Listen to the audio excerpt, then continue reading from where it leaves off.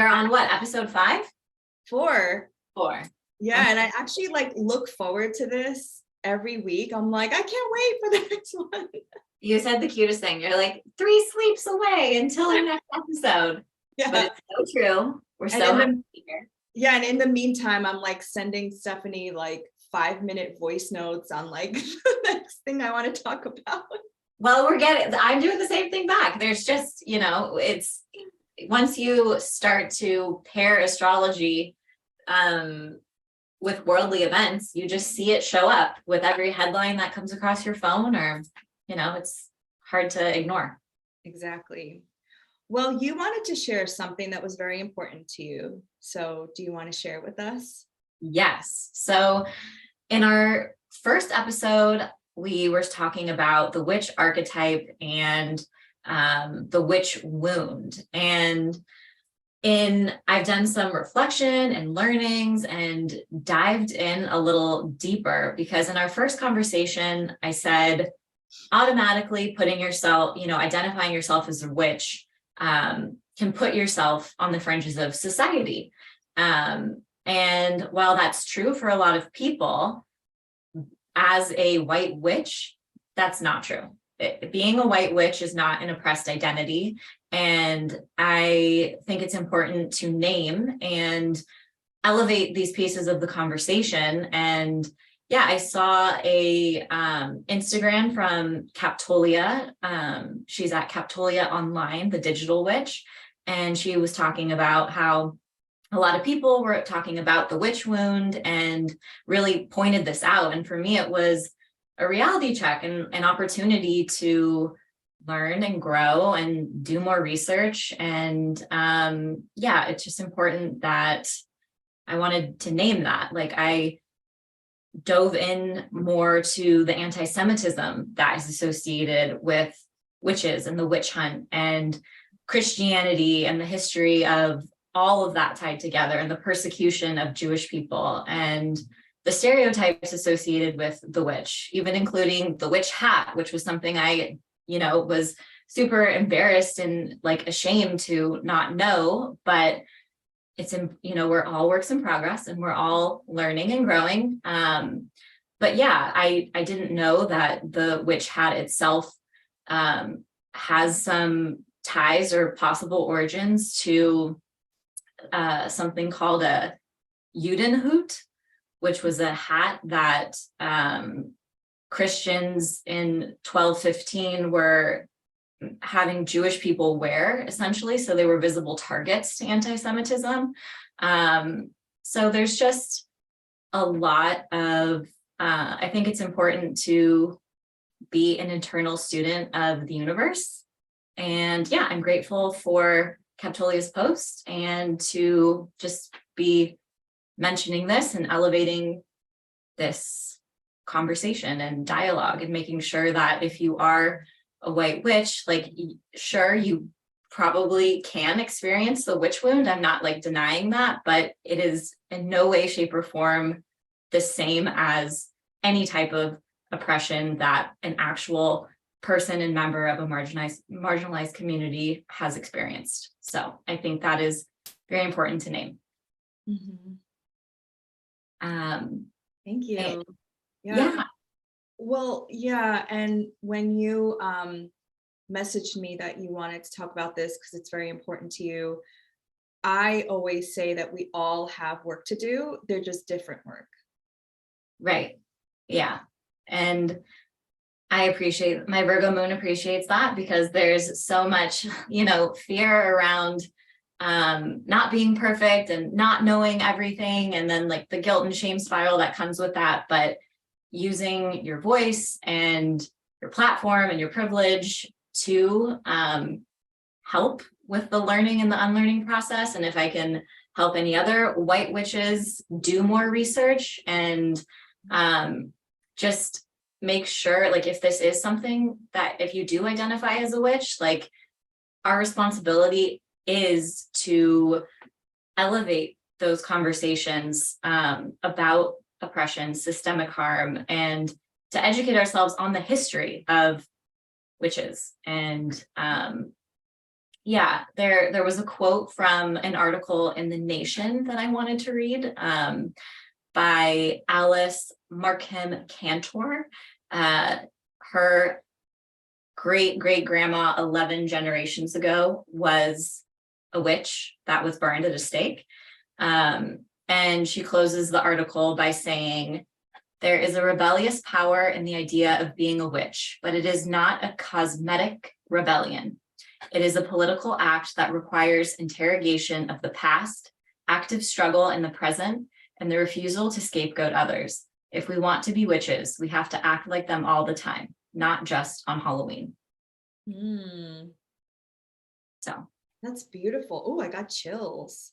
yeah, I'll send you a link to the article. It was very informative and eye-opening, and yeah, so I appreciate you so much because, and I shared this with you, but I want to share it with everybody. I made a TikTok about maybe a couple months ago about, and I was hesitant to do it because I didn't want to decenter people of the global majority and center whiteness again. But what I wanted to convey is that white folks also have to grieve and also have to heal their ancestral traumas because their spiritual wisdom and practices were taken from them. You know, they were the first people to be stripped of their indigenous practices and were burned at the stake, literally. And that's why I think it was important for me and us to do that first episode about the history of the witch and the witch hunts and how inherently being a witch archetype, yes, it has a very broad term, but for me, it means being an activist, somebody who stands up against patriarchy and against oppression. And so if you are a white-bodied, white-presenting, white-passing person and you identify as a witch, I think reclaiming that is your right as well. And I appreciate you, Stephanie, because it can't be easy to go through that like internal process. And then, you know, it's never easy to check yourself. But whenever I have to check myself, because I still do as well, I just know that I'm gonna mess up and I'm gonna say the wrong thing. And the only thing that's required is to consistently unlearn and learn and unlearn and learn again. And you're right, like, I think people strive to be perfect versus speaking out. And this is why we're doing this, the witching hour, because like we're showing up and we want to be part of the collective change. So thank you.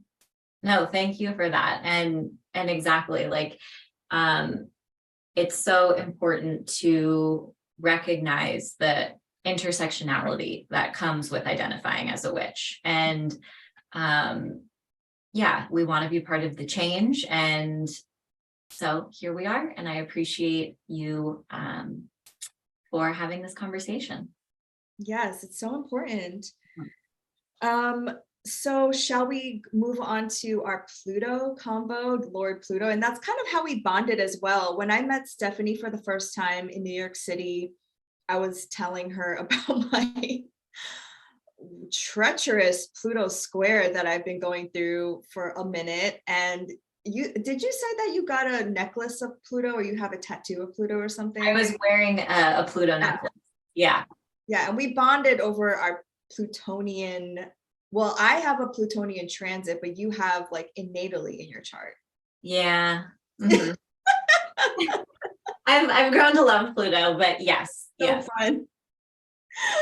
And I was telling Stephanie that I went onto this, like, I guess another rabbit hole, as I would say. I have my Jupiter and Scorpio in the 12th house. So it's like, once I hit that rabbit hole, I go deep, I research. And I was reading my mom's and my sister's charts, and I noticed patterns. Mm-hmm. And almost like my sister and I are breaking some kind of generational pattern, because we all had Capricorn and Cancer like contacts. Mm-hmm. Because my mom is a North Node in Cancer. No, she's a North Node in Capricorn, South Node in Cap, and I have the reverse. And my sister's a Capricorn rising, and so it's Cancer's in her 7th house. We don't have my dad's chart because back then they used the lunar calendar, so it's not exact. But then when I was watching the Harry and Meghan documentary on Netflix, which we both watched, I was like, I wonder if they have this as well within the family. And I noticed so many patterns between Diana, Charles, William, Kate, the Queen, Meghan, and Harry, that they were all meant to be a family in some way, to break some kind of pattern, to, you know, do something here.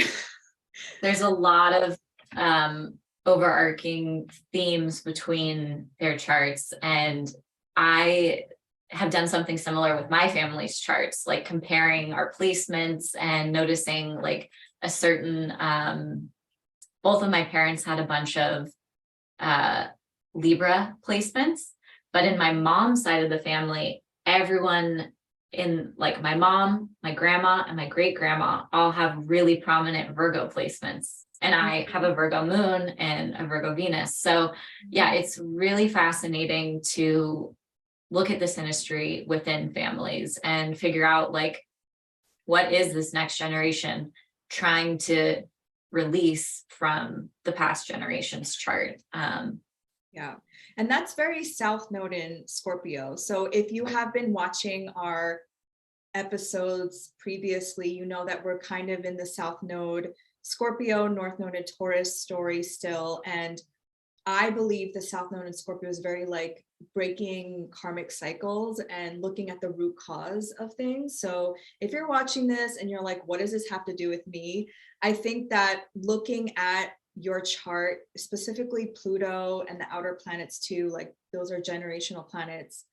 And as we'll show you in our analysis of the royal family, you're here for a specific purpose, because I think every generation auto-corrects for the previous one, specifically with your parents even and your grandparents.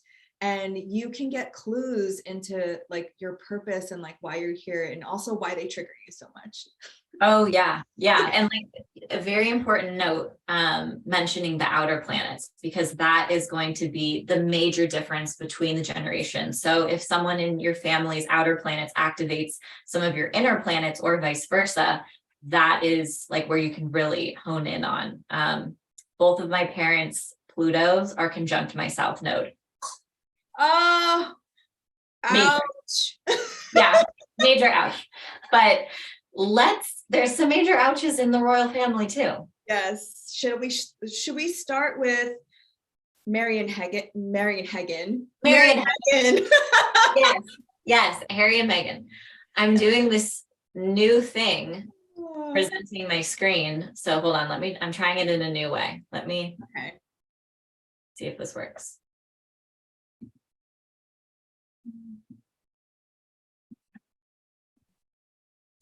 Can you see? Yes. Okay, perfect. So, Harry and Meghan, love you. We have, something off the bat that I think is very interesting about most of these charts. So we're going to be looking at Meghan and Harry. We're going to be looking at William and Kate, Queen Elizabeth, Charles, and Diana. A lot of them have eclipse action. We're starting with Harry. He's like the only one who doesn't have eclipse action. But Meghan was born during eclipse season, in between two eclipses. So that is very interesting. And the synastry between their charts, astrologer certified, it's cute. I'm like, are they twin flames? Do you believe in that? I don't know how I feel about twin flames, because there's like such a toxic element, associated with it, of like the push and the pull. Yeah, but I think they're just meant to be. They're so meant to be, and they have been together before. And I think if there is such things as twin flames, I believe they are. And I believe they're soulmates. Like, yes, 100%, 10 out of 10. If you watch the documentary, you know how they refer to each other by their first initial? Yeah. Yeah, it was a little nauseating at first, but then I was like, also the genuineness, like I was like, they really love each other. Like there's, Yes. yeah, it's endearing. So I would actually like to bring up my first transit with them because I watched the whole documentary in like one day. Uh-huh. So they met in the summer of 2016, and the North Node was in Virgo, and Harry is a Virgo sun, and Meghan has Virgo in her third house, and Her Venus. yeah, and her Venus. And they say in the documentary that he noticed her photo in their mutual friend's Instagram. So the fact that the North Node in Virgo was transiting her third house of like, in modern times, it would be social media, right? Yeah, and it's her Venus, and yeah, it's so social media. It was like the dog ears filter. Yes. Yeah. Yeah, that just really stood out for me when I saw that, because I was like, oh, that makes sense, because he noticed her on social media first, and then they met. She was in London because she had just gotten a divorce like a month prior, and she was like single girl. She was like, I'm gonna go travel during this hiatus, and of course that's usually when stuff happens, is when you feel free and you don't need anybody. And also with Harry having an exalted Mercury in Virgo, like him seeing Meghan like on Instagram, I just thought like, oh my gosh, of course. Yeah. Yeah. Oh my gosh. The main transit that has stood out to me is that January 2021. I know that's way fast forwarding. But in January 2020, we had a lunar eclipse in Cancer. And within days of that lunar eclipse is when they made the joint announcement that they're going to be stepping back with their duties. And lunar eclipses are, when the moon is highlighting something, magnifying something, shining the light on something. Cancer, the home, ancestry, roots. And the full moon is also a release, a letting go. So put those pieces of the puzzle together, and we have this, they're making this big decision to change the way that Harry's ancestors and family have been interacting with the British Empire. Mm-hmm. So 2020, now that you bring it up, I starred that because Meghan was in her fourth house perfection year. So all of her Libra stuff was being activated at the time. And January 6th of 2020, we had a Saturn and Pluto conjunction in Capricorn, which was square to all of her fourth house stuff. So like, that was very pivotal because on January 8th, 2020, they announced they were stepping down from their royal duties.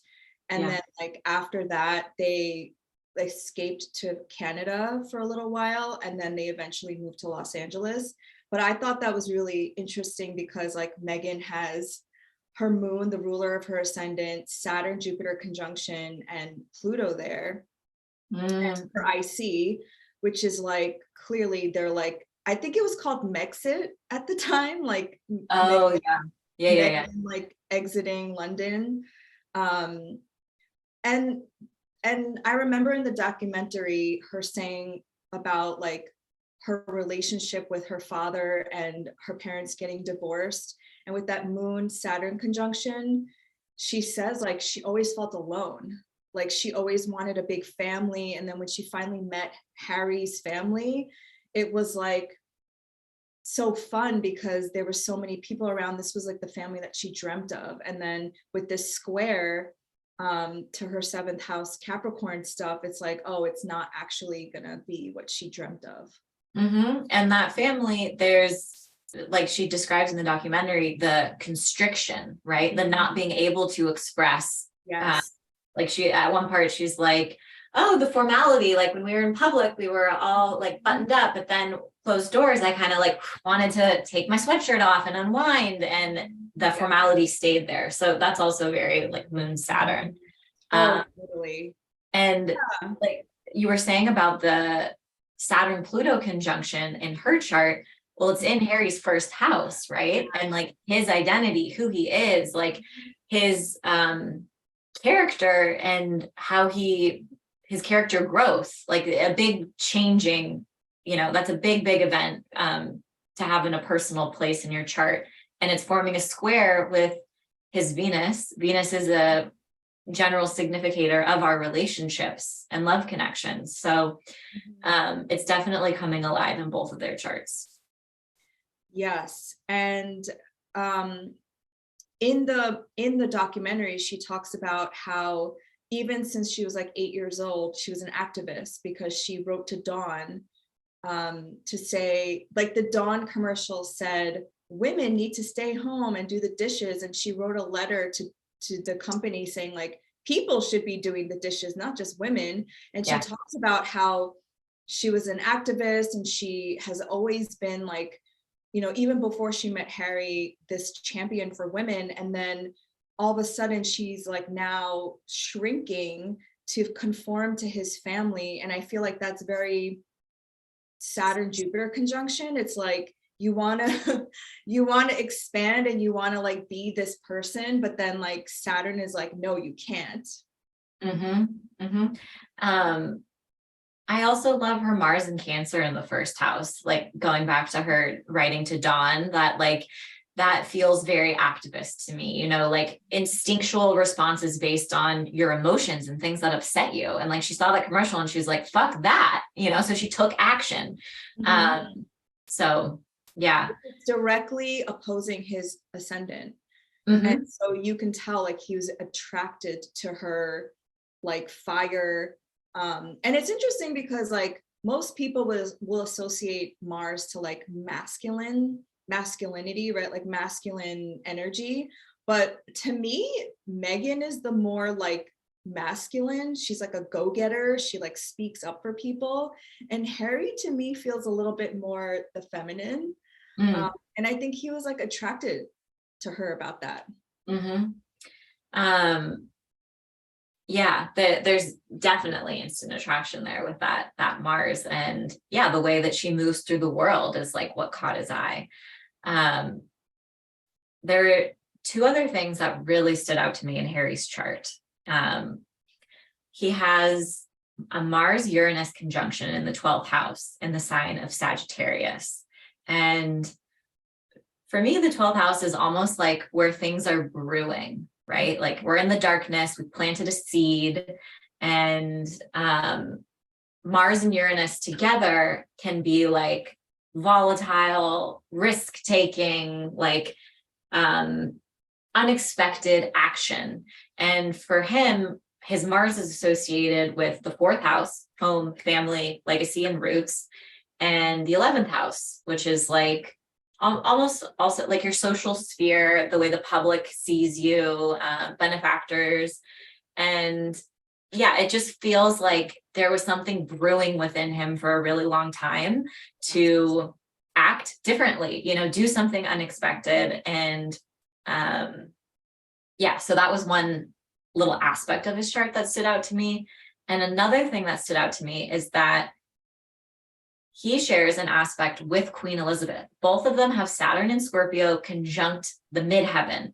But in Harry's case, his Saturn midheaven conjunction is opposite his moon. So oppositions in astrology are like the nature of Saturn. There's this, like a separating, right? Like a conflict. So if the moon, his home and his family is on one side, and then like Saturn in midheaven is like his reputation, what he's supposed to be living up to, they're at odds. There's a needing to pick, right?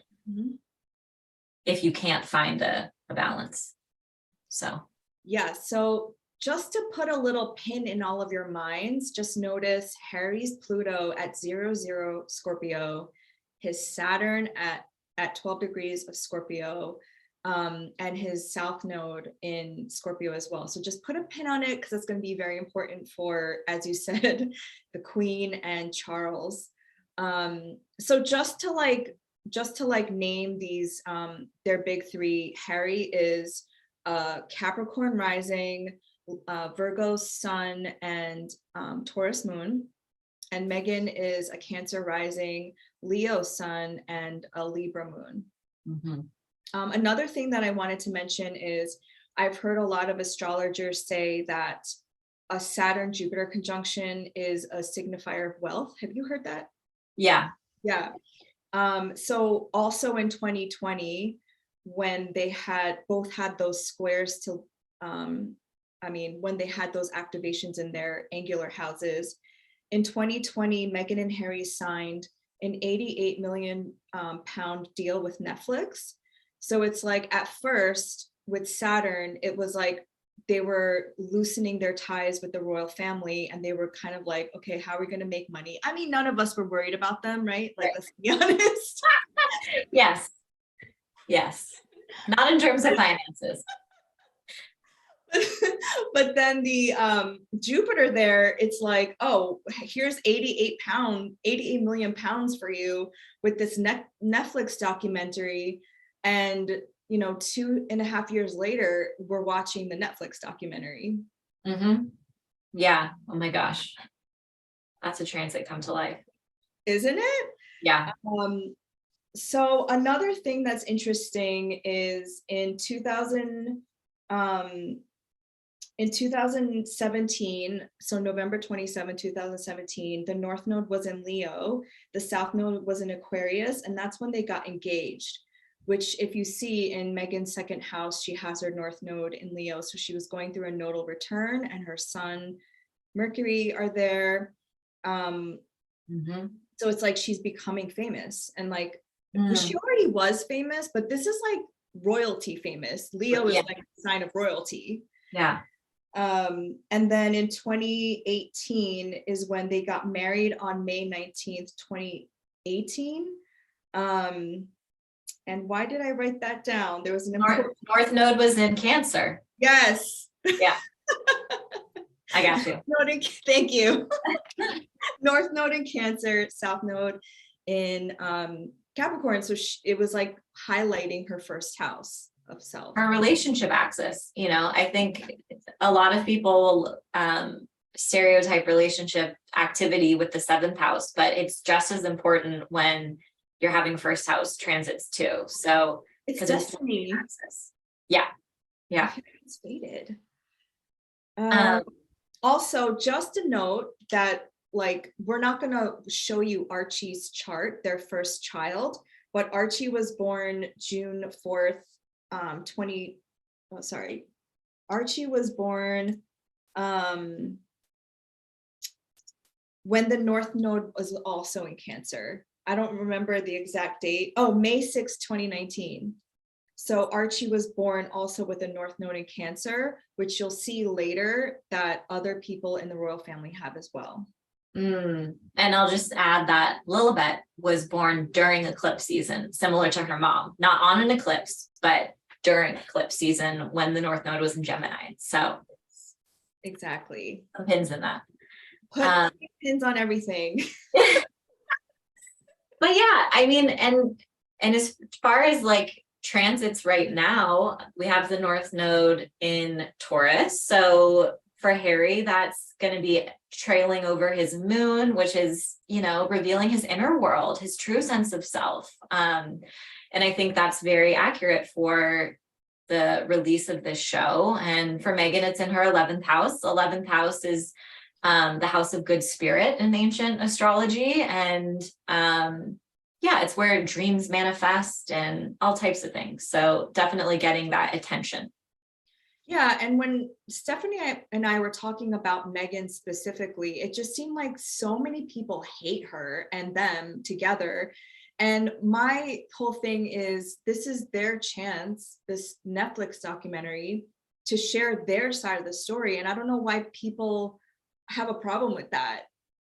Yeah. Because everything, the tabloids have been writing all of these things about them, especially when the North Node was in Gemini and Sagittarius axes, like 2020, I don't remember the exact dates now because, my brain is mush, but it was like they were making up stories about her or their perception of what they were going through. And now this is their chance. Yeah. So it's all in the stars. It's all timely. Should we look at Kate and William? Yes, let's do it. Okay. These two.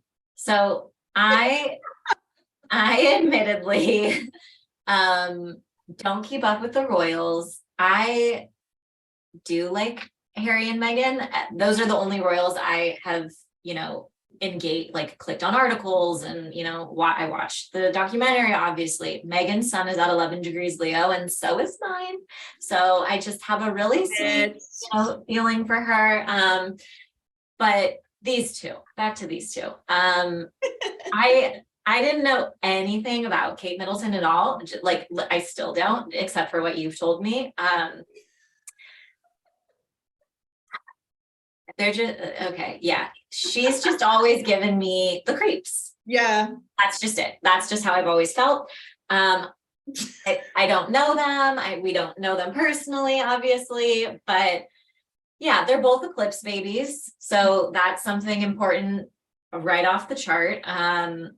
William is a solar eclipse in Cancer in the 8th house of other people's stuff. So there can be this sense of like being indebted to or living up to other people's expectations. And it's coming through in the sign of the family and ancestry, right? So like that really stood out to me of, just feeling like I've really got to keep this up, this legacy up. Kate is born on a lunar eclipse in Cancer. So cute. They have a sun moon conjunction, all right, that's good for synastry. But yeah, this lunar eclipse with the sun being in Capricorn, it feels more like traditionally minded, like keeping up with the structures that are in place and tradition, and upholding a certain status and blah, blah, blah, blah. So I don't know. Which is why the British media love her, because she plays by the rules. She's quiet. She's non-controversial. She's William's wife. Yeah. Yeah. And something that I think is really interesting about her lunar eclipse in the chart in particular is that it's forming a T-square with her Saturn-Pluto conjunction at the very bottom of her chart. So the release point in any T-square for her is Aries. So it's like individuating, being bold, taking a risk, standing up for yourself and others. And that would be a point of release that would be probably really fulfilling and healing for her. But she's sorting through all of these other pressures and of the T-square. Yeah. Something that, like, again, we don't know these people, so we can't judge them, but something that I found interesting, also with people having a problem with Meghan versus Kate, because they pin them against each other and like compare them to, and it's like, how could you? They're from completely different backgrounds and countries and cultures. And the thing that a lot of people say about Meghan is that she kind of swooped in and took Harry and made him turn against his family, and she's like a homewrecker. And I'm like, is she though, or is it just like healthy boundaries with family? And but when I see Kate and just the way like her parents, almost like she was groomed to be just a wife of like a royal person. It's rumored, nothing is confirmed, okay, this is allegedly, that her parents wanted Kate to go to the same school as William, St. Andrews, and like groomed her to be this like noble woman to eventually be with William. And the nickname that she got for years, because William and Kate also went through this long courtship, was Waity Katie, because he wouldn't propose to her. And so she kind of, to me, okay, again, allegedly to me, she just seems like she wanted to get the prince, she got the prince, but the sacrifice of that is being quiet and not having your own identity. Yeah. Which is bad. Yeah, that's a good way to put it. And an important reminder that we don't know these people. We are just, speculating, talking about some archetypes that show up in their chart. one thing, so you prepped these charts, and one thing when I first opened the file and saw his chart, his MC is in the 12th house. Mm-hmm. That's rare. I feel like that's rare. It is rare. You don't see that very often. Yeah. So for the astro newbies and curious out there, the midheaven, the MC is like the pinnacle, the highest point of your chart. It represents your reputation, what you want to be remembered by, like things that you want to do and accomplish in the world, and your reputation. Mm-hmm. And his is in the 12th house, which is a place of self-undoing, secrets. I don't know. You don't see that very often. Usually you see the MC in the 11th, 10th, or 9th house. So to have it specifically stand out in this area of, I don't know, even like I don't know. What do you think? I think he has a lot of secrets because yes. So I'm also Sagittarius rising with Jupiter in the 12th, and his Jupiter is trine to his moon and sun in the 8th. Like, this dude has so many secrets, and I think he represses a lot of his feelings. And even in a documentary, Harry says that him and his brother processed their mother's death differently. And it seems to me like Harry was able to process them.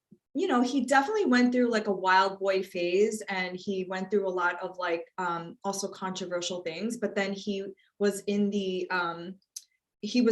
Iraq, and he went to war, and he like spent a lot of time in Africa, and it was like he was able to process because he wasn't the third in line for the king, whereas William is like a lot more has to be a lot more stoic and has to repress a lot of his feelings because he's like the third in line for the throne. And I think that sucks too, because then maybe he didn't get to process a lot of his mother's death. And Diana was a Cancer sun. I don't know, we'll see in a minute, like the degree, but it's almost like, gosh, like I think Harry is very much to me, Diana's son, and William is Charles's son. Well, he says that Harry in the documentary is like, I wanted to keep my mom's work going. You know, so he really just kind of that was his goal. And I think that's really beautiful. Now, what kind of secrets do you think he has? Okay. You read my mind because I was going to go back to that. I was going to say, going back to your secrets. I looked at some transits that are coming up for him, and OMG, this is William I'm talking about. So okay. Pluto is going to enter Aquarius in March of next year. That's entering his third house of information, news, communication. It is going to form an immediate square with Jupiter, his ruler, his chart ruler. There are some that I pay attention in March. I see secrets coming out around that time for him, sure. Do you think it's secrets that he cheated? Because those are like the rumors. Oh yeah. And you want to know why? Laura, thank you for asking. Let me tell you why. You read my mind again. So not only is Pluto doing that shit, but Pisces is going to enter his fourth. Saturn and Pisces is going to enter his fourth. Right. That's some hard truths around family, challenges around family, and it's going to square Mercury in his chart. Mercury is the ruler of his marriage and or his marriage partner. And that to me, and it also rules his 10th house, which is where I see secrets coming out, right? It's like the most public part of the chart. So if his Mercury rules the marriage part and the public part of the chart, and Saturn is coming along saying like, here's a reality check, here's some, you have to be accountable for your actions, that definitely feels like something like that. And then we've got Jupiter entering his 6th house. The 6th house can be a place of challenges and, you know, conflict and difficulties, and Jupiter makes things bigger. So that all kind of tracks for me. And then Kate, Leo rising, has Pluto entering her 7th house of partner. Has Saturn entering her 8th, grief, loss, you know, hard truths around pain and fears. And Jupiter is going to make a real quick conjunction with our MC, I think in May or June of next year. And that's like big attention, right? It could be good, could be bad. Yeah. Also, this all might be triggered by Mars going direct in January 12th, because it'll be at 8 degrees, which is conjunct his Mercury. Oh, and Mars rules his 5th house of romance and his 12th house of secrets. Yeah. Okay. That's it. Yeah. You nailed that. That's it.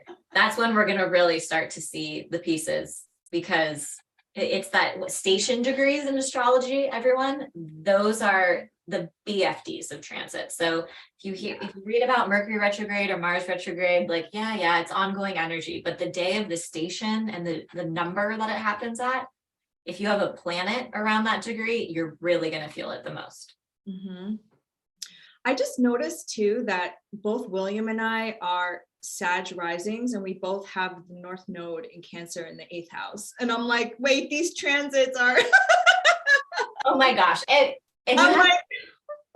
No, well, I'm talking about Kate over here. I'm a Leo rising, so I'm like, oh geez, all these things coming for me. But I know, I'm like, right?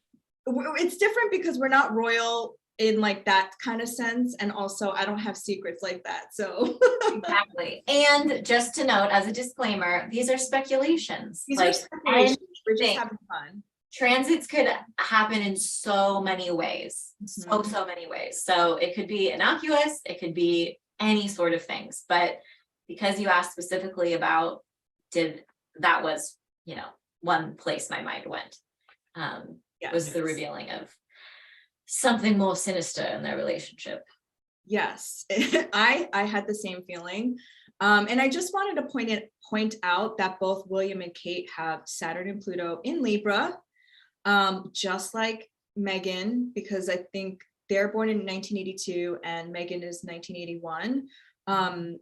And just like one little factoid when we get into Charles's chart and Diana's and the Queen's, is that the Pluto and Libra generation are the baby boomers. And so they're from 1937 to 1956. So I don't know how old your parents are, but my parents are from this generation. And Pluto, wait, is that Pluto and Leo? Leo. Yeah, mine are there. Yeah, so this is the generation that like pretty patriarchal, blind belief in leaders, father knows best. Then we have the Pluto and Virgo generation, 1956 to 1972, and that's where Diana was born. And it makes sense because she was like this humanitarian, basically. And then we have the Pluto in Libra generation, 1972 and 1984. Not that long, because Pluto doesn't spend equal amounts of time because of its elliptical orbit around the sun. And this is the generation of conscious uncoupling and coupling, which I thought was so funny when I read that. And Gwyneth Paltrow coined that term, and she was part of this generation. I'm part of this generation.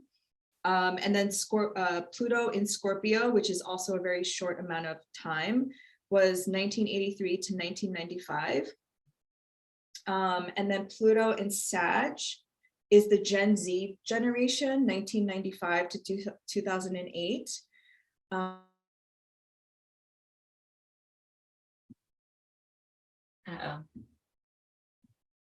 Did I freeze or did you freeze?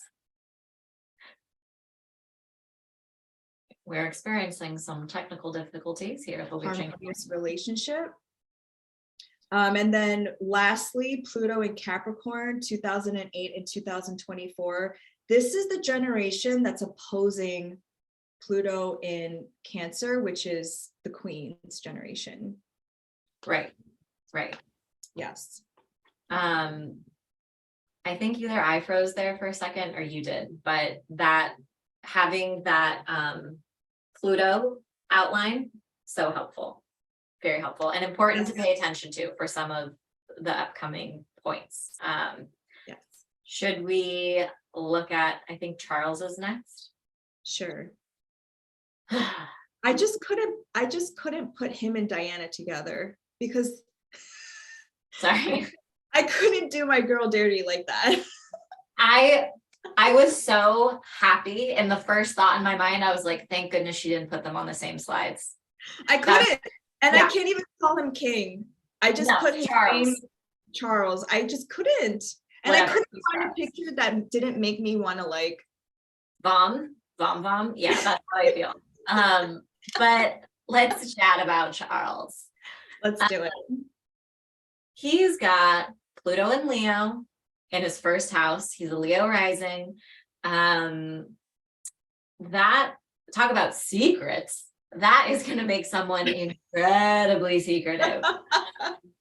And Pluto, like we said, is entering Aquarius in March of next year. It's not going to be an immediate opposition to his natal Pluto, but the vibes are there. The energy is there. And that is going to be a major, major transit. And Laura, you had some good points about what that Pluto opposition might be rumbling towards. Yeah, so the last time Pluto was in Aquarius, there was an American Revolution, a French Revolution, a Haitian Revolution. Like there was revolution all over the world because Aquarius is about the people, and it's about, flattening the line, not having a dictator, not having a leader, but like everybody is sovereign. And during this time in American history is when they wrote the Constitution, because they wanted to liberate themselves from the empire of the British Empire, which is so funny, right? That's what we're talking about. And so they wrote this document, and the first lines of it was "We the people," which is very Aquarian. And Aquarius is also revolutionary, it's a little rebellious, it's detached. And also I heard another astrologer say Pluto and Aquarius is divorcing yourself from things. Not just divorce, but like from things that don't serve you. And also during this time, Uranus was discovered, and Uranus was in Aquarius at this time. Uranus was discovered March 13th, 1781. And Uranus is like the planet of awakening, because prior to that, Saturn was the last one that they could see with the human eye. And so Uranus changed our consciousness, because it was like, oh my gosh, the solar system is bigger than just past Saturn. And Saturn represents like boundaries and, time and the end. And all of a sudden there's so much more out there. And so I think it's going to be interesting to see Pluto in Aquarius this time around, because Uranus will be in Gemini, which will make trines to Pluto. And I think it's going to be, who knows how it's going to manifest, because revolutions are never easy. But I think we're going to have more, I don't know, maybe I'm just projecting my hopes into the future, but more like quiet and more just like changing and having revolutions like internally within our own communities that will impact the greater collective. Because now we live in a digital age. Like, I don't think it's going to be necessarily with like sword fighting or like that kind of revolution. What do you think? Yeah, the Pluto opposite Pluto, it's like our shame, our grief, our mourning, our bad things that we want to keep quiet, secrets, like coming to the surface, right? Like there's that exposing element to Pluto. And I wonder if it's going to shine light on Pluto. And you had said Pluto in Leo is so royal, right? Mm-hmm. Like so British Empire. And could this opposition kind of start to do some highlighting, exposing, unraveling of those structures that are in place right now? Like, obviously, that's not all going to happen. It's going to take time, but could it be the beginning of something in some way? Oh, that's what I wanted to say. The dismantling of the monarchies and patriarchal systems, because the Pluto and Aquarian generation, they haven't even been born yet. Yeah. They're going to start being born next year. And wait, I wrote those dates down. Pluto will enter Aquarius from March 23rd, 2023. It'll move back into Capricorn June 11th of 2023. So it's going to go retrograde. And then from January 21st, 2024 to January 19th, 2044, so 20 years, it will be in Aquarius. And I think those children that are going to be born for those 20 years, I think they're going to dismantle these monarchies and these empires and these patriarchal systems. And that's kind of starting already with Pluto and Capricorn. You know, like Capricorn is like the dissolving of structures and infrastructures, and it's kind of already happened. So of history, of like, you know, repeated history. And so I hope so too. I think that's a beautiful, promising interpretation and hope for the future of that transit. It's funny because I'm looking at my notes under Charles and it just says secrets. And well, yeah, I think part of that I had noted was his Mercury in Scorpio at the bottom of his chart, opposite his moon. Just feels extra, you know, secretive down there.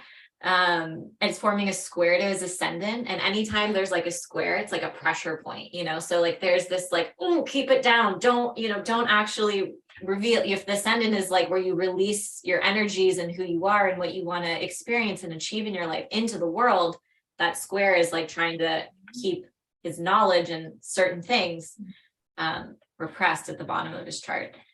And then he has some just really telltale signs of cheating. What are those markers? I want to hear this.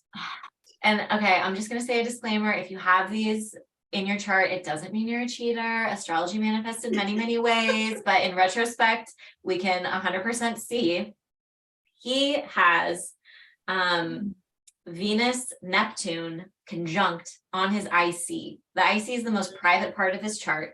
Venus is relationships. Neptune can be like hidden glamour, right? Like that's feels very like a hidden romance. Then even more like intense, his midheaven. So what is he known for? What's one thing when you think Charles, what comes up in your mind, right? Like the way he did Diana wrong. That's what comes up in my mind.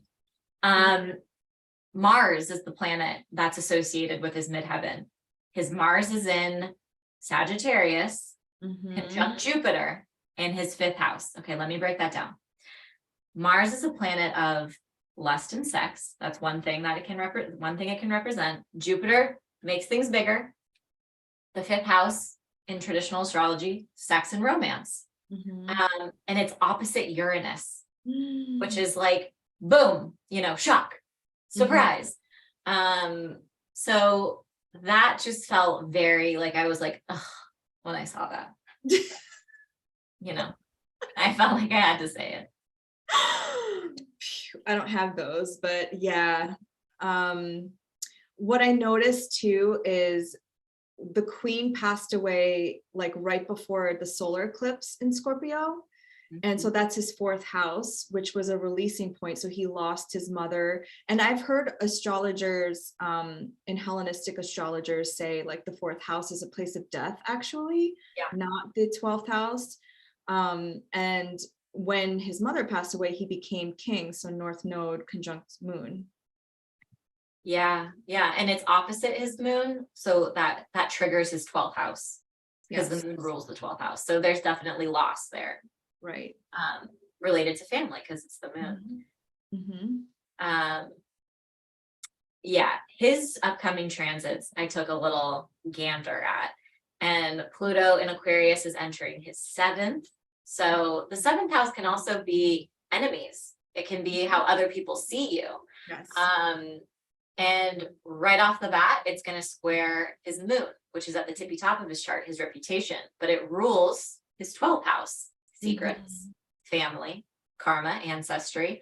So I think that will be a big one to pay attention to around March 23rd of next year when Pluto makes that ingress. Saturn is going to enter Pisces' 8th house. That's usually a doozy of a time. I can say that because that's going to happen to me on March 7th too.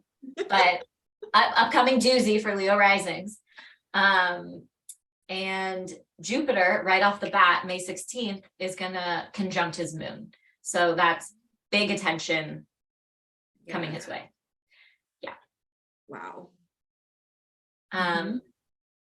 Do we want to talk about sweet Diana?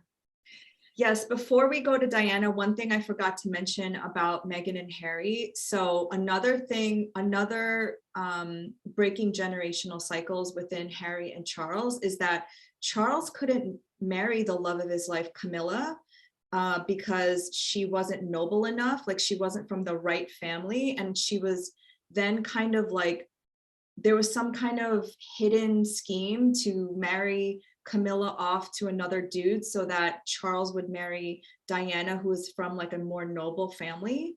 And so the fact that his own family, and he was then shipped off to the Navy so that he wouldn't be distracted by Camilla, because Camilla and Charles were the same age, but Diana is 13 years younger than Charles. Charles was 32 and Diana was 19 when she got married. Yeah. Oh my God. Yeah, it's very, it's actually fucked up. This story is so sad, but because Diana was basically not even legal enough to drink at her own wedding, but Charles then was like kind of coerced by his family to marry Diana because she was from a better family. And so Meghan Markle was married. I don't know if you knew that she was divorced. And the fact that like now Harry gets to marry his soulmate is just like breaking generational cycles. And something that Harry says in the documentary, which just kind of like broke my heart, is Charles says to Harry, you know, the rest of us had to deal with this paparazzi. The rest of us had to deal with it. And Harry says, well, why is it that if you had to deal with it, why wouldn't you want to make it better for your children? And that to me is noticing the patterns and like breaking the generational cycles. And it's so sad because Charles was this like artistic person. He didn't want to go to the Navy. Like he didn't want to be like the king. He didn't want this like title and all the responsibilities that it holds. And even his mother, the Queen Elizabeth, the only reason why she became king was because her father passed away. And so she became a queen when she was like really young. And so for me, like these obligations and to the crown, it's like, yes, you have all this wealth at the cost of your colonies, but like, what does it really mean to be in the royal family? To me, it seems like they're just trapped in a gilded cage. Like they can't do what they want. And they say that in the documentary. They can't wear what they want. They can't say what they want. They can't be their true selves. So a part of me too, with this, like, with all of the charts that we've seen so far, it's like Leo, the Pluto in Leo is like Leo is like heart-centered. It's like being able to express yourself creatively. And a part of me thinks that like, that he can't. Wow. I don't know anything about him. So that was just like edge of my seat. Yeah, it's really sad. It is sad. And yeah, there's so much more to unpack. Well, let's go to Princess Diana. Okay. Well, hold on. We're at 2:00. Do we want to save the Queen and Diana for next week? Oh my God, we've been talking for that long? There's so much. We were like, there's no way we could get through all of these. Yes. What do you think? Should we save them or should we should save them, right? Let's save them. And yeah, I mean, because this should be a two-parter. There's so many charts that we're talking about and there's so much more to say. And yeah, so to be continued, everyone. To be continued. Yeah. And I just want to say, you know, like, again, if you have these things in your chart, doesn't mean you're royally fucked. Get it? It just means that you need to have, you don't need to have, but to recognize these patterns and where you came from can give you clues into like why your family triggers you so much and how like you were meant to maybe break those cycles. 100%. And to liberate yourself. Yeah. And these placements in charts manifest in so many different ways. So yeah, just take all of this in with a grain of salt. This is for entertainment purposes. And yeah, we'll be back with more on the royal family next week. Yes. Bye. Bye.